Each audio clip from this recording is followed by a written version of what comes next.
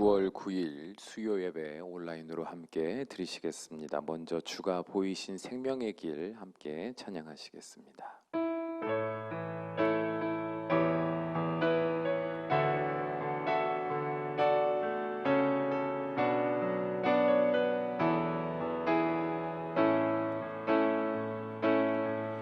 주가 보이신 생명의 길 나 주님과 함께 상한 마음을 들이며 주님 앞에 나가리.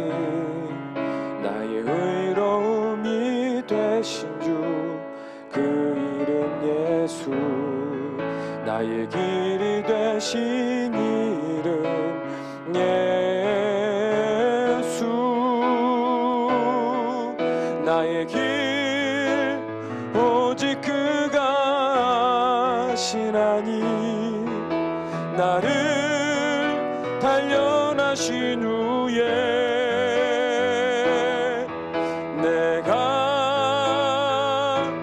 정금같이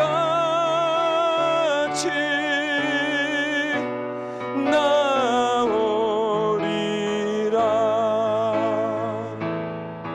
주가 보이신 생명의 길 나 주님과 함께 상한 마음을 들이며 주님 앞에 나가리. 나의 의로움이 되신 주 그 이름 예수, 나의 길이 되신 이름 예수. 나의 길 오직 그가 아시나니 나를 단련하신 후에 내가 정금같이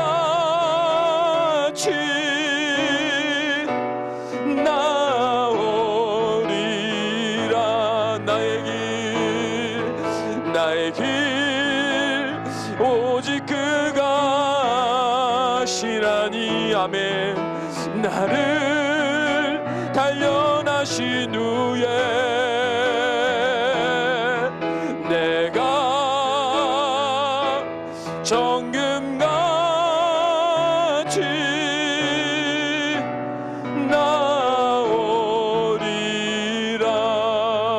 나오리라. 아멘. 우리 함께 기도하시겠습니다.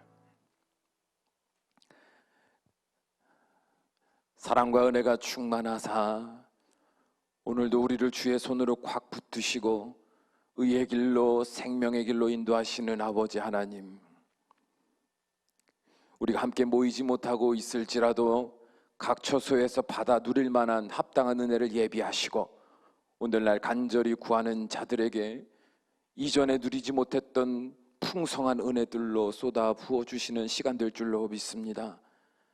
이 간절한 소망을 붙들고 주 앞에 나아가며 말씀을 전하고 또한 우리가 함께 말씀을 들을 때 성령 하나님이여 우리를 강권하여 주셔서 이전에 알지 못하던 우리의 눈이 띄어지게 하시고 우리에게 지혜를 더하여 주셔서 주님의 생명의 말씀으로 인하여 우리가 더욱더 성장해 가며 하나님을 더욱더 깊이 알아가며 우리의 삶의 분명한 목적을 발견해 갈 수 있는 복된 시간이 될 수 있도록 인도하여 주시옵소서.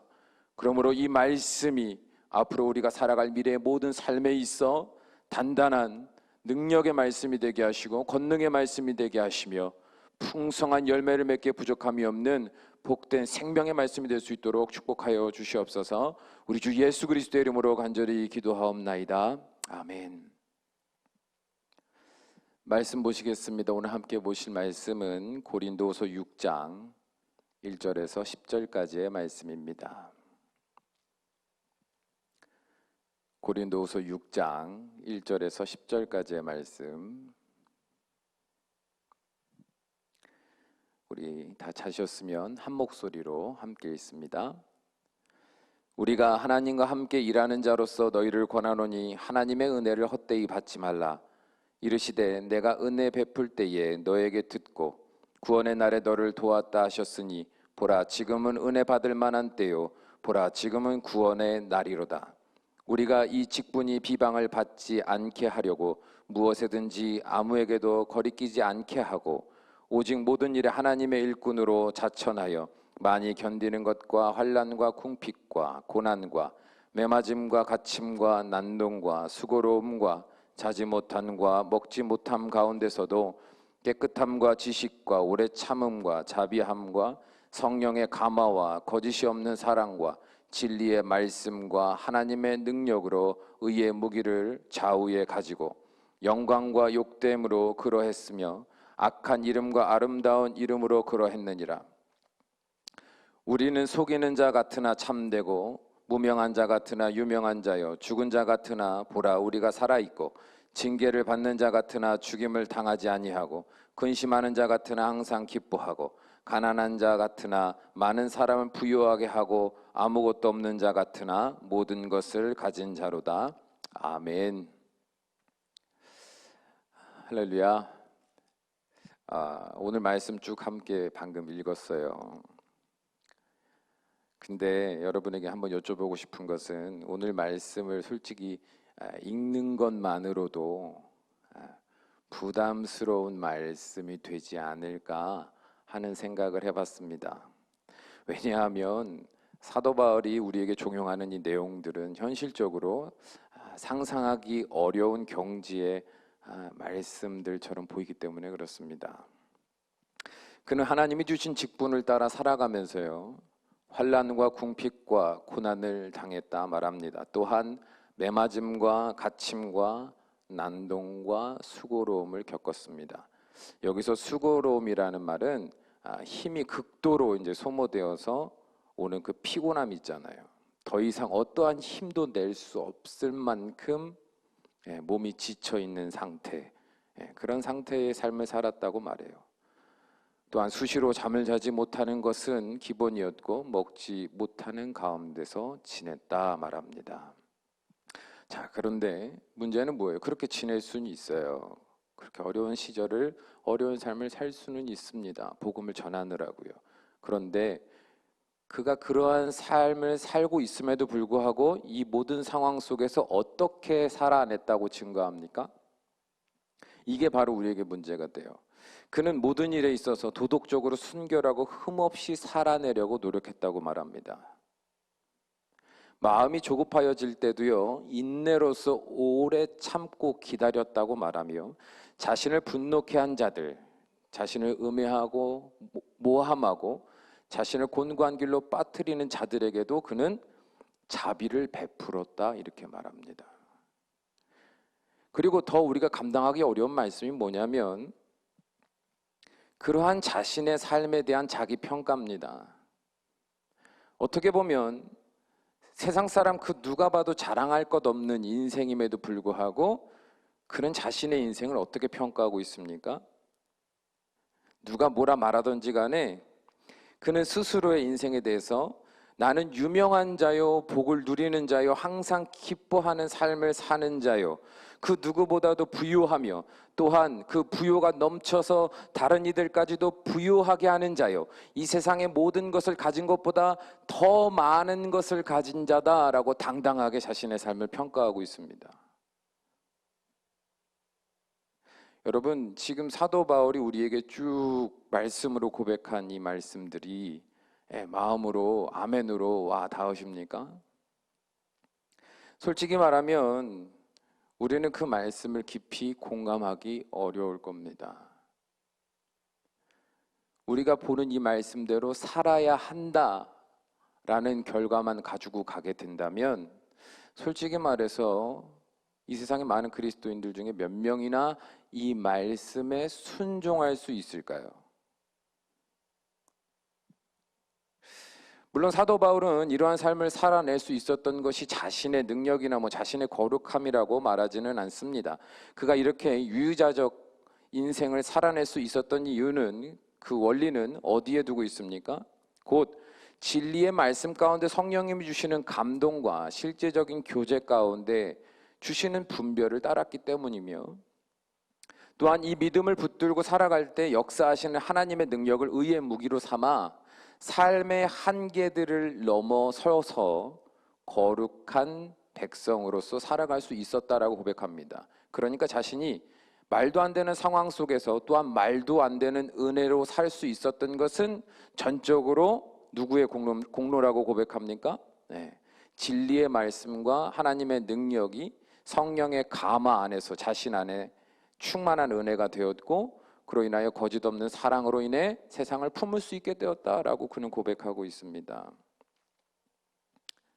자, 그러면 우리가 이제 이렇게 생각할 수 있어요. 아, 우리가 말씀 붙들고 성령님의 감동하심을 따라 하나님의 능력을 기대하며 거짓 없는 사랑으로 살아가면 이러한 삶을 살 수 있겠구나. 물론 아멘입니다. 저도 이 말씀대로 그런 삶을 살아가기를 간절히 원합니다. 그럼에도 불구하고 우리가 이제 삶으로 돌아가게 되면, 이 말씀을 듣고 삶으로 돌아가게 되면 우리가 그렇게 주의 말씀을 콱 붙들고 말씀을 묵상하기 전 기도로 마음을 정돈하고 성령님이 가르쳐 주시고 감동케 하시고 깨닫게 하시기를 구하는 마음으로 두렵고 떨림으로 기대와 소망을 품고 말씀을 묵상하느냐? 이제 이게 문제인 거예요. 이제 삶으로 돌아가서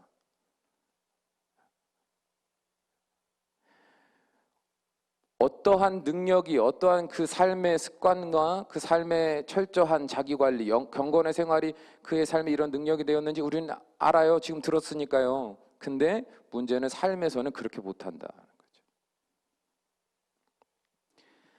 그러한 삶이 반복되기 시작하면 이제는 그런 말씀을 들어도 아, 그래, 나도 그렇게 살아봐야지라는 마음의 감동으로 다가오는 그 빈도수가 이제는 줄어들게 되는 거죠. 왜요? 안 들어본 게 아니에요. 들어봤거든요. 또 그렇게 하려고 애써보지 않은 건 아니에요. 뭐 하루든 이틀이든 일주일이든 해보긴 해봤거든요. 근데 안 되는 것 같아요. 그러니까 마음이 점점 사도 바울이 이렇게 살아냈습니다. 여러분도 이런 삶을 사십시오. 나를 본받으십시오. 라고 하는 그 모든 말씀들이 이제는 마음이 어떻게 받아들이냐면 부담스럽게 받아들이게 되는 거예요. 그렇다면 여러분, 우리는 왜 여전히 주의 말씀을 듣고도 모른 척하며 본래에 살던 대로 살아가게 될까요? 왜 시간이 지날수록 사도 바울의 고백은 다른 나라 사람의 말처럼 이질적으로 들리고 이제는 듣기도 싫은 말씀이 되어가는 걸까요? 이에 대하여 사도 바울은 우리에게 단호한 음성으로 그 이유를 다음과 같이 이야기해 줍니다. 오늘 본문의 말씀 1절을 다시 읽어봅니다. 1절의 말씀 시작. 우리가 하나님과 함께 일하는 자로서 너희를 권하노니 하나님의 은혜를 헛되이 받지 말라. 이렇게 말합니다. 그 이유가 뭐예요? 우리가 하나님의 은혜의 말씀을 받았음에도 그 말씀이 우리의 삶에 실제적인 능력이 되지 못하는 이유는 뭐라는 거예요? 하나님의 말씀에 문제가 있다는 겁니까? 아니에요. 우리가 그 하나님의 은혜를 어떻게 받았기 때문이라는 거예요? 헛되이 받았기 때문이다. 고린도 교회 안에 수많은 문제들이 일어났습니다. 그 문제들이 일어난 이유들이 뭐라는 거예요? 그들에게 말씀이 없어서입니까? 아니에요. 말씀이 있었으나 그 말씀을 헛되이 받았기 때문에 그들에게 그런 수많은 문제들과 복음의 그 진리 본질에서 벗어나 오히려 하나님의 말씀을 왜곡시키며 교회를 흔들고 스스로의 신앙생활에 있어서 큰 문제가 날 수밖에 없는 상황들을 스스로 야기시켰다는 거예요. 은혜를 헛되이 받았어요. 여기서 헛되이라는 말은요, 공허하다, 텅 비었다 이런 뜻이에요. 그러니까 하나님의 은혜는 변치 않는 신실한 약속이지만, 능력이지만 그것이 우리 안에 담기지 않았다는 말이에요. 그렇다면 그 이유는 뭐라고 말하는 겁니까? 바로 그렇게 담기지 않았다는 것은 우리가 그것을 받는 태도를 바르게 하지 않았다는 겁니다. 1절을 다시 보면 하나님의 은혜를 헛되이 받지 말라 그랬어요. 받지 말라. 여기서 받았다라는 말은 영접하다, 수용하다라는 뜻이거든요. 그러니까 우리가 하나님의 신실한 약속과 그 능력을 진심으로 영접하여 내 삶에 수용하려는 태도가 없다면 결국 우리 안에 어떤 은혜도 담기지 않는다라고 말하는 거 있는 겁니다. 여러분 신앙생활을 얼마나 했느냐는 크게 상관이 없다는 것을 알아야 합니다. 쉽게 예를 들면 여러분 학교를 30년을 다녀도 수업 시간에 공부하려는 의지도 없고 배우려는 태도도 없이 교실에 앉아 있다고 해서 그 사람이 공부를 잘하는 사람이 됩니까? 시간하고 상관없잖아요. 공부를 왜 해야 되는지, 내가 지금 공부를 통해서 무엇을 목적하여 이걸 왜 배워야 되고 왜 예습을 하고 복습을 하고 왜 그렇게 살아야 되는지 분명한 이유가 없이 교실에만 앉아있다고 그래서, 그런 태도로 교실에만 앉아있다고 그래서 그가 우등생이 되는 건 아닌 것과 마찬가지인 거죠. 여러분, 우리는요 하나님의 말씀을 받을 때 헛되이 받으면 안 돼요. 그런데 중요한 건 헛되이 받지 않으려면 우리가 분명히 한 가지를 먼저 깨닫고 있어야 됩니다. 이것은 뭐냐 하면 기본적으로 하나님의 말씀을 받을 때 우리의 의식적인, 어떻게 보면 우리가 이 말씀을 받고 순종하는 이 태도, 이 삶의 그 연관성에 대한 이해가 좀 부족해서 어떻게 보면 흥미가 떨어졌다고 볼 수도 있는 거죠. 이 부분에 대해서, 이 과정에 대해서 분명한 이해가 없으니까 말씀을 들어도 뭐 별반 달라지는 거 없고 크게 내 삶에 능력이 되는 것 같지도 않고, 그러니까 자꾸 흥미가 떨어지는 거예요. 그 이유는 말씀이 우리 안에 들어와 우리의 삶을 이끌어 가시는 그 과정에 대한 이해가 없기 때문에 그래요. 많은 사람들은요 이런 상상을 합니다. 하나님의 말씀을 들으면 그 말씀이 우리 안에 들어와 나를 변화시킨다. 그런데 그 변화를 어떻게 기대하냐면 거룩한 변화가 오랜 세월 순차적으로 일어나는, 단계적으로 일어나는, 경험되는 그러한 과정을 상상하는 것이 아니라, 오늘 내가 말씀을 들었어요. 그랬더니 그 말씀이 내 삶의 위로가 됩니다. 내 안에 두려움을 몰아냅니다. 내 뭐 약한 육신을 건강케 하고 내 영혼을 막 강건케 합니다. 이렇게 상상을 하는 거죠. 갑자기 주의 말씀이 나를 변화시켜 줄 것을 기대해요. 급작스러운 능력. 한국 사람 성격 급하잖아요. 저도 급한 편이긴 한데 성격대로 그냥 내가 세상 살아가는 그 흐름대로, 내가 생각하는 계획대로, 내가 지금 원하는 바라는 욕심대로 하나님의 말씀이 그렇게 나에게 능력이 되기를 기대하니까 솔직히 말하면 이 말씀들을 들을 때 얼마나 벅차겠어요. 기대가 되지도 않겠죠. 그런 설정을 가지고 말씀을 들으니까요. 여러분, 하나님의 말씀은 능력이 있습니다. 그래서 우리의 삶을 분명히 변화시키십니다. 물론 하나님의 목적에 따라 순식간에 전적인 삶의 거룩한 변화를 이루실 수도 있습니다. 그러나 이건 특별한 경우들일 뿐이고 대부분의 경우들은요 오랜 세월 동안, 어떻게 보면 우리가 죽는 그 순간까지 계속적인 반복과 그 반복 안에서 이루어지는 수많은 단계적인 과정을 통해서 우리는 하나님의 말씀이 우리의 삶의 능력이 되고 그 말씀이 우리의 믿음과 우리의 삶을 성장시켜가는 것을 우리는 경험하게 되는 거죠. 왜냐하면 이러한 과정 없이 하나님의 말씀을 경험하게 되면 특정한 상황에 대해서는 우리가 어떻게 반응할 수 있을지 몰라도 그 상황과 다른 여러 상황들에 대해서는요 유기적으로 대처할 만한 지혜와 능력이 없게 되는 거예요. 그 과정을 성실하게 살아낼 때 우리는 삶에 어떤 문제가 생기고 어떤 상황이 되어도 유기적으로 영적으로 분별하며 하나님의 뜻을 분별하며 순종하고 따라갈 수 있는 지혜가 생기는 거예요. 이 과정 가운데요. 그렇게 우리는 하나님의 은혜의 말씀을 받을 때 그 말씀이 어떤 단계로 우리 안에서 경험되어 가는지를 이해해야만 합니다. 그래야 오늘 사도 바울의 말씀을 들어도 부담이 아니라 우리의 분명한 목적이 되며 또한 오늘의 삶의 어떠한 점검의 기준이 되고 또 우리가 내 삶에 있어서 분명한 소망을 발견하는 은혜의 말씀으로 다가올 수가 있는 거예요. 그래서 여러분, 오늘은 말씀 통해서 좀 함께 나누고자 하는 것은 사도 바울의 이 고백이 우리 안에서 어떻게 고백으로 이어질 수 있는지에 대해서 조금 우리의 의식을 바꿔가는 시간들이 되기를 바랍니다.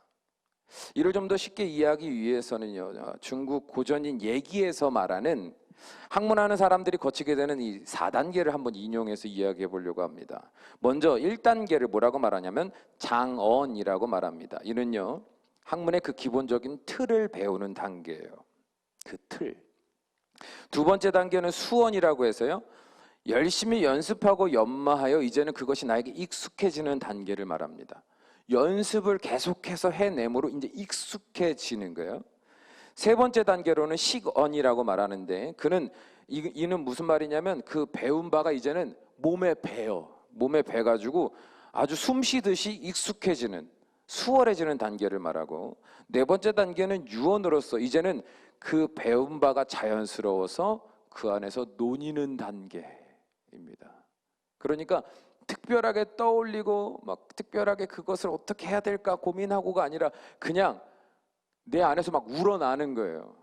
예. 여러분, 이는 자동차 운전을 하는 과정과도 유사하다는 것을 한번 생각해 봤으면 좋겠어요. 처음에는요, 여러분 운전을 이제 하려면 어떻게 해요? 처음에 예? 자동차만 딱 사면 운전이 딱 됩니까? 아니잖아요. 처음에는요, 운전학원을 다녀요. 운전학원을 다니면서요, 이론과 실기를 배웁니다. 그러니까 이 운전이 뭔지, 그 기본적인 상식, 그 틀을 이제 배우는 거예요. 그 구조를 배우는 거예요. 그리고 그것을요, 이제는 어떻게 해요? 두 번째 단계에서는요, 배운 거를 어떻게 해요? 연습하잖아요.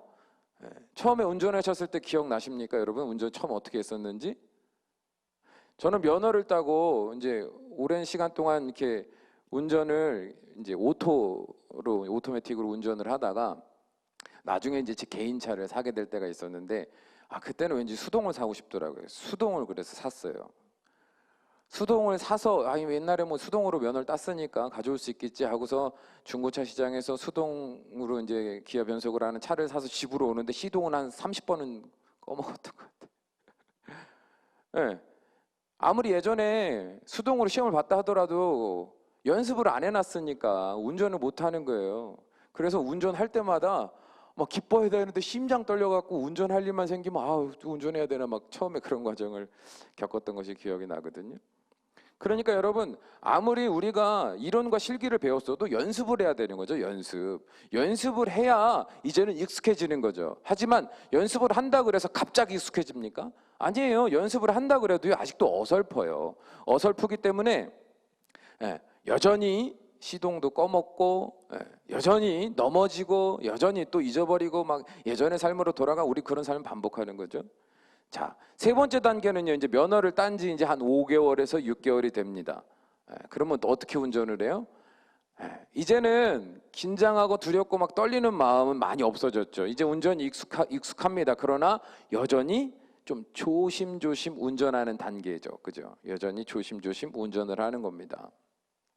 자, 네 번째 단계는 뭐예요? 운전하다 보면 이제는 일일이 신경 쓰며 운전하지 않고도 노래하고 이야기하면서도 운전을 즐기는 단계예요.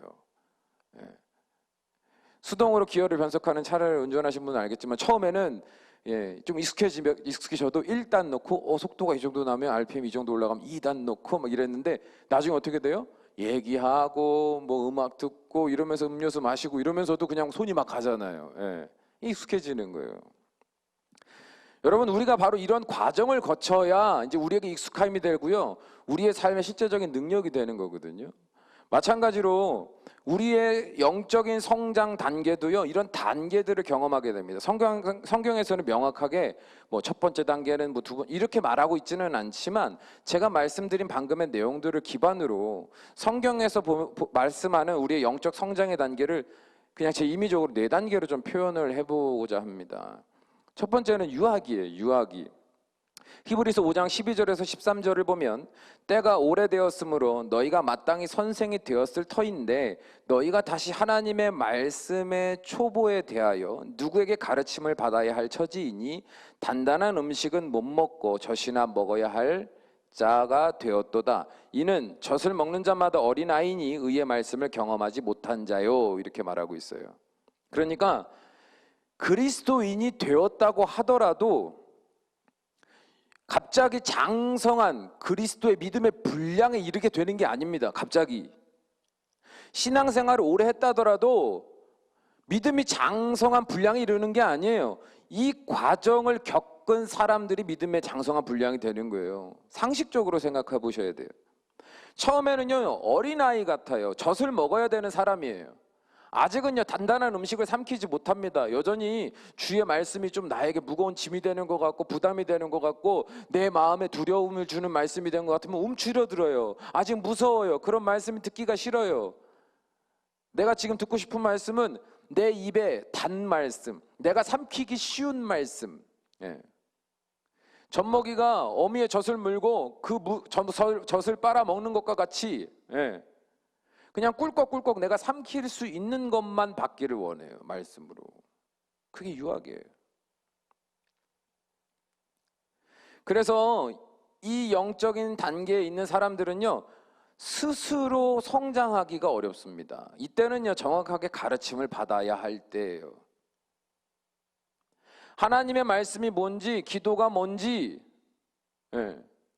복음이 뭔지, 십자가가 뭔지, 개인 경건 생활이 뭔지, 하나님의 나라가 뭔지 막 여러 가지 기본적인 그 하나님의 말씀의 핵심들에 대해서 계속 배워야 될 때요. 이때는요 이걸 배웠다 그래서 영적으로 막 갑자기 지혜로워지고 성숙해지는 단계를 말하는 게 아니에요.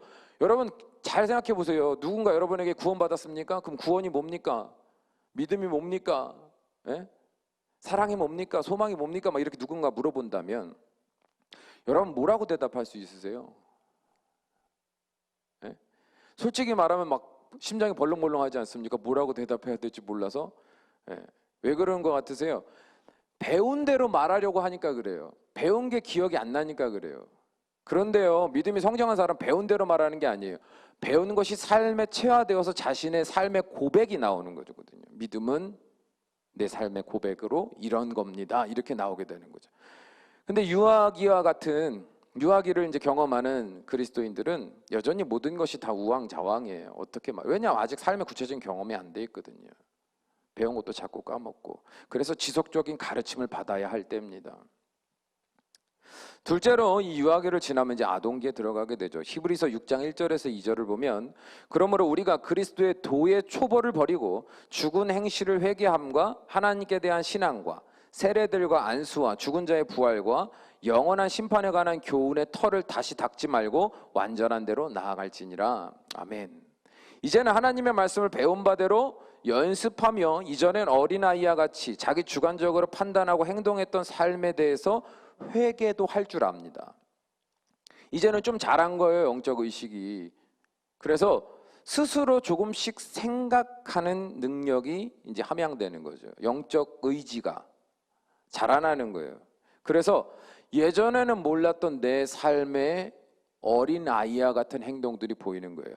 육에 속한 자와 같이 살아가고 있는 내 모습들이 보이기 시작하는 거예요. 여기서 보이기 시작한다고 말씀드린 거지 이제는 그러지 않는 사람이 된다는 게 아니, 이제는 조금씩 마음에 거슬리기 시작하는 단계. 그래서요 예전에는 누가 시켜야 했던 회개를 이제는 스스로 회개하려고 하는, 회개해야 될 것과 같은 마음의 부담을 가지고 이제 곧잘 내가 회개하는 모습을 하나님께 드리게 됩니다. 그리고 이제 계속 연습하는 거예요. 조금씩 조금씩. 이전의 내 삶과 이제는 주의 말씀을 듣고 배운 것을 가지고 이제는 내 삶에 실제적인 적용을 하는 그 순간들이 점점 늘어나는 거죠.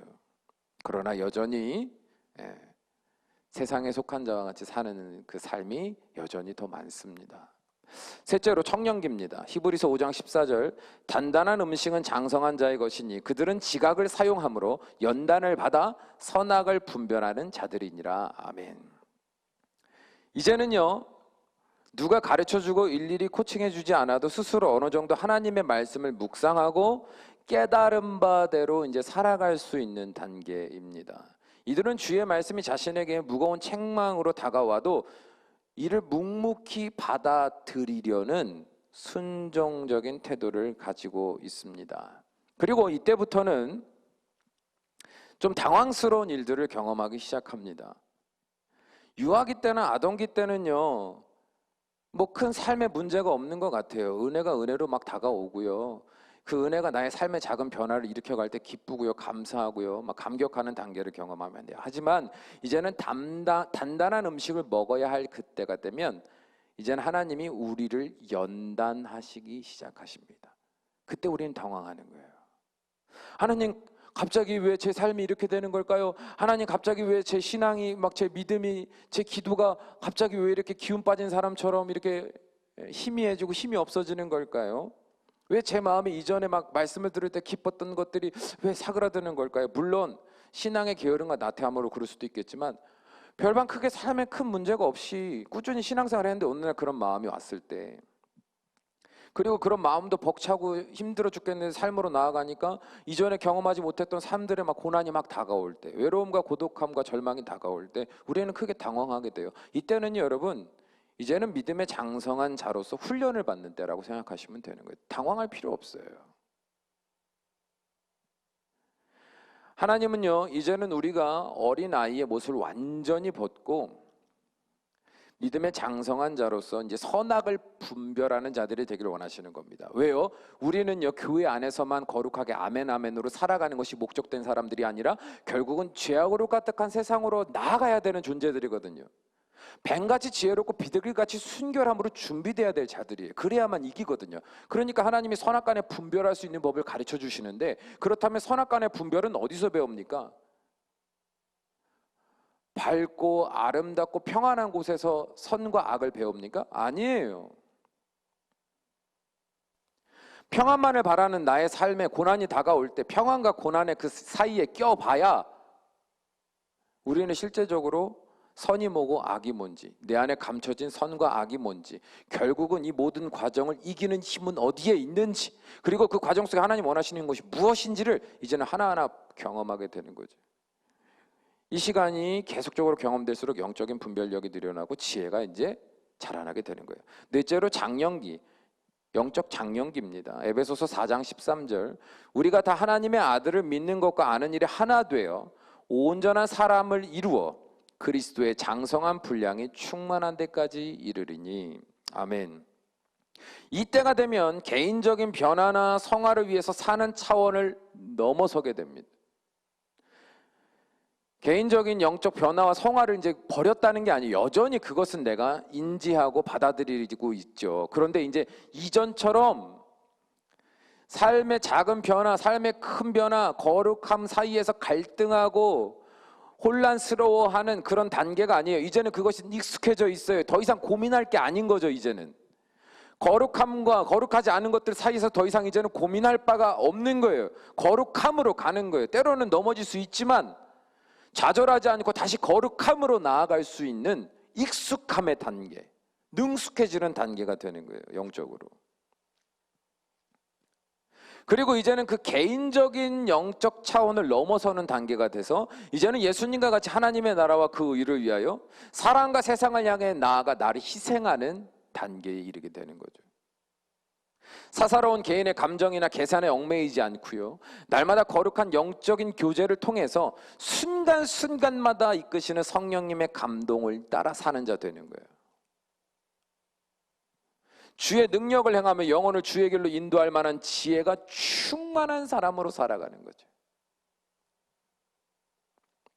오늘 본문의 말씀은 우리에게 전하여주는 사도 바울의 고백 또한 이 모든 과정을 거쳐서 경험된 고백인 것을 우리는 알고 있어야 됩니다. 갑자기 사울이 바울 된 거 아니에요. 명확하게 우리가 방금 나눈 이 과정들에 대해서 이걸 또 사도 바울의 인생에 적용을 해가지고 이때는 그의 인생이 이렇게 말씀을 세세하게 나눌 수는 없어요. 성경에 나오지 않는 내용들, 또 성경의 작은 구절들을 가지고 다른 문헌들을 참고해서 그의 인생을 우리가 한번 유추해보고 따라갈 뿐이지, 그래서 이거를 일일이 단계적으로 나눌 수는 없겠지만 여기서 중요한 핵심은 뭐냐면 오늘날 이 고린도서 6장의 말씀 우리에게 전하는 그 사도 바울의 인생은 갑자기 사도 바울이 된 것이 아니라 사울에서 바울이 되는 과정을 경험했기 때문에 그가 이런 고백을 이후에 할 수 있게 됐다는 거예요. 그도 우리와 다를 바 없는 인간이다 이 말이죠. 여러분, 사도 바울의 인생을 기억해 봅시다. 그의 처음 시작을 생각해 볼까요? 그는요, 솔직히 말하면 우리들보다 더 못한 자였어요. 처음부터 믿음의 본을 가질 만한 자격이 있는 어떤 그런 사람이 아니었다 이 말이에요. 오히려 그는 예수님을 믿는 자들을 이단의 무리로 규정하고 그들을 처단하는 일에 앞장섰던 사람입니다. 그는 철저하게 하나님의 율법을 수호하고자 자신의 모든 삶을 불살랐던 인생이었습니다. 예수님을 믿지 않는 자들보다도 더 악독한 자였어요. 그랬던 그가 다메섹 도상에서 예수님을 만났습니다. 그렇다면 그 만남 이후로 그는 어떤 삶을 살았습니까? 그는요, 그 자신의 눈이 멀고 아무것도 할 수 없는 그 상황에서 비로소 예수님을 영접하고 회심한 이후에 그 다메섹에서 예수님이 살아계신 것과 그리스도가 되신 것을 전파했습니다. 그러니까 유대인들이 깜짝 놀랐어요. 예수님을 제일 앞에 서서 예수님 믿는 자들을 잡아서 감옥에 넣었던 그가 회심하여 오히려 예수님을 그리스도라고 말하니까 얼마나 황당하고 기가 막혔겠습니까? 얼마나 화가 났겠습니까? 그래서요, 그를 잡아 죽이려고 공모합니다. 이를 알게 된 다메섹 성도들은요, 바울을요 광주리에 담아서 성벽에 달아내려 그의 목숨을 구해줍니다. 이후에 바울은요 고향으로 다소인 고향으로 돌아가거나 사도들을 만나러 예루살렘으로 가지 않고 먼저 연단을 받고자 원했습니다. 왜요? 이제는 예수님을 만나서 뭔가 예수님이 살아계시면 알겠는데, 그래서 자신의 입술로는 예수님은 살아계십니다, 예수님은 그리스도십니다라고 말할 수는 있겠지만 여전히 예수 그리스도의 도에 대해서는 자신이 아는 바가 없거든요. 잘 몰라요. 믿음은 있으나 여전히 그 믿음이 어떤 식으로 자신 안에서 말씀의 틀로, 구조로 자신의 삶에 어떤 영향력이 되고 자신이 어떤 목적성 안에서 살아가야 되는지에 대해 전혀 모르는 거죠. 그러니까 똑똑한 사람인 거예요. 그래서 스스로 어디로 가냐면 아라비아 광야로 내려갑니다. 갈라디아서 1장 15절에서 18절을 보면, 그러나 내 어머니의 태로부터 나를 택정하시고 그의 은혜로 나를 부르시니가 그의 아들을 이방에 전하기 위하여 그를 내 속에 나타내시기를 기뻐하셨을 때 내가 곧 혈육과 의논하지 아니하고 또 나보다 먼저 사도된 자들을 만나려고 예루살렘으로 가지 아니하고 오직 아라비아로 갔다가 다시 다메섹으로 돌아갔느라. 그 후 3년 만에 내가 게바를 방문하려고 예루살렘에 올라가서 그와 함께 15일을 머무는 동안, 아멘, 이렇게 말하거든요. 그는 사람이 살지 않는 척박한 아라비아 광야에서 3년 동안 주의 말씀을 묵상하고 그리스도를 묵상하고 하나님을 배운 거예요. 위로는 오직 하나님만 의지했고 아래로는 얘 자신의 죄악을 못 박는 철저한 연단의 시간을 보낸 겁니다. 자, 그렇다면 그 이후에 그의 삶은 어땠습니까? 그는요 3년 뒤에 예루살렘으로 가서 사도들을 만나 함께 복음을 전했습니다. 하지만 그곳에서도 바울의 회심과 복음을 그가 증거하는 모습을 대해서 유대인들은 분노했죠. 그리고 그를 다시 살해하려는 음모를 계획하게 됩니다. 그러자 그는 고향 다소로 피난을 갑니다. 참 이거는 뭐 깊이는 얘기는 못하겠지만 내가 아무리 의에 충만하여 주의 이름을 하고 싶어도 그럴 만한 상황이 되지 않을 때는, 물론 세상이 가로막고 사단이 가로막는 경우일 수도 있겠지만 때때로 하나님께서 아직은 아니야 라고 하실 경우도 많아요. 그러니까 내가 하나님을 위해서 하겠다는데 막 억울하고 답답할 수는 있죠. 내가 하나님의 일을 하느라고 이들을 돌보고 섬기려고 하는데 막 내 마음대로 되지 않아 속상하고 막. 근데 여러분, 복음의 문이 열리고 닫히고 하는 때는요 하나님이 조절하시는 거거든요. 그러니까 너무 스스로 좌절하거나 자책하거나 불행하게 생각하지 않았으면 좋겠어요. 구원의 문은, 복음의 문은 하나님이 여시는 거예요. 그래서 사도 바울은 어쩔 수 없이 고향 다소로 피난을 갑니다. 그리고 시간적으로는요 10년이라는 시간을 다소에서 보내게 돼요. 그 마음에 끌어오는 복음의 열정을 억누르고 그의 때가 열릴 때까지 젊은 날의 10년을 다소에서 머물었던 겁니다. 그러나 이 기간을요 그는 헛되이 살지 않았어요. 바울의 영적인 지혜가 깊어지는 훈련의 시간이었고 영적인 성숙의 더 깊은 단계로 들어가는 시간이 되었습니다. 이후 하나님은 그의 때가 이르렀다고 판단하셨을 때 안디옥에 먼저 파송받은 바나바를 통하여 이제 같이 동역할 수 있는 그 문을 열어주시고 사도 바울은 비로소 13년 만에 안디옥에서 첫 사명을 시작하게 됩니다. 아라비아 광야에서의 시간과 다소에서의 시간을 합치면 그는 예수님을 만난 후 13년 동안 말씀의 기본 틀을 배우고 열심히 연습하고 연마하는 시간을 보냈다는 것을 알 수 있습니다. 만일 그가 이 기간 동안 하나님의 말씀을 헛되이 받으며 성실함으로 준비되지 못했다면 그는 결국 위대한 사도로서의 삶을 살아가지 못했을 겁니다. 외롭고 무기력하며 아무도 자신을 찾아주지 않았던 그 시절에도 그는 예수 그리스도로 말미암은 하나님과의 관계에 집중하며 그 말씀을 마음으로 받아 삶으로 훈련한 결과 비로소 이방인들의 위협과 핍박 속에서도 복음을 전할 수 있는 주의 일꾼이 될 수 있었던 겁니다. 우리의 삶도 마찬가지입니다. 우리가 하나님의 말씀 앞에서 스스로 진실된 결단과 각오를 다지지 않고 막연하게 신앙의 행위에만 초점을 맞추며 살아간다면 우리는 수십 년간의 시간을 교회에서 살아냈다 할지라도 그 어떤 성장이나 결실을 기대할 수 없을 겁니다. 바로 이런 태도가 한국교회의 문제가 된 것을 우리는 보고 있지 않습니까? 예배만 잘 나오면, 헌금만 잘하면, 맡은 사역을 책임감 있게 해내기만 하면 좋은 교인이요 그리스도인이라고 칭찬해온 교회는 결국 위기의 순간 자신들이 한 일이 어떤 결과를 만들어냈는지 목도하고 있습니다. 곧 자기의 영혼의 상태를 면밀히 돌아보는 훈련도 되지 않은 성도들, 그 영혼의 문제들 앞에서 치열하게 하나님께 나아가는 훈련을 받지 못한 성도들, 그리고 삶의 순간마다 세밀하게 주의 말씀으로 영혼을 치유하고 새롭게 하시고 온전케 하신 하나님의 역사를 경험하지 못한 성도들, 그리고 마침내 믿음의 온전함으로 세상에 나아가 어떤 고난과 핍박 앞에서도 자신과 늘 동행하시는 하나님을 의지하며 살아감으로 인해 맺어지는 삶의 열매를 한 번도 맛보지 못한 성도들이 순식간에 고난 앞에서 무너져 버린 거예요. 교회 안에는요, 사도 바울의 간증을 들으며 그의 마음에 깊은 공감을 가지고 아멘 아멘 하는 성도들보다 말이 쉽지 어떻게 저렇게 살아라고 비아냥대는 성도들이 더 많다는 것을 하나님은 보고 계신 거예요. 그러므로 우리는 지금이라도 이 연단의 시간을 치열하게 살아내야 할 줄로 믿습니다. 하나님께서 우리 각 사람을 1대1로 대면하시며 더 깊은 생명의 자리로 이끄시려고 우리에게 은혜의 때로 베풀어 주신 시간이라는 것을 우리는 알아야 돼요. 언제나 젖먹이와 같이 수십 년이 되었어도 여전히 가르침을 받아야 할 처지에 있는 우리들을 이제는 분리시키시고 홀로 하나님 앞에 나아가 엎드리는 그 시간을 우리에게 주신 거예요. 우리를 어떻게 하시려고? 성장시키시려고요. 우리가 지금 살아내는 이 시간은요, 우리가 그간 소홀히 함으로 지나쳤던 신앙의 기초를 훈련하는 시간입니다. 누가 말해주는 하나님이 아니라 내가 만나는 하나님을 경험하는 훈련의 시간입니다. 매일 큐티를 하고 시간을 정하여 기도하는 훈련을 받아야 하는 때입니다. 이는 가장 기초적인 신앙생활의 틀을 만들어가는 것과 같습니다. 이게 안 되면 아무것도 안 돼요.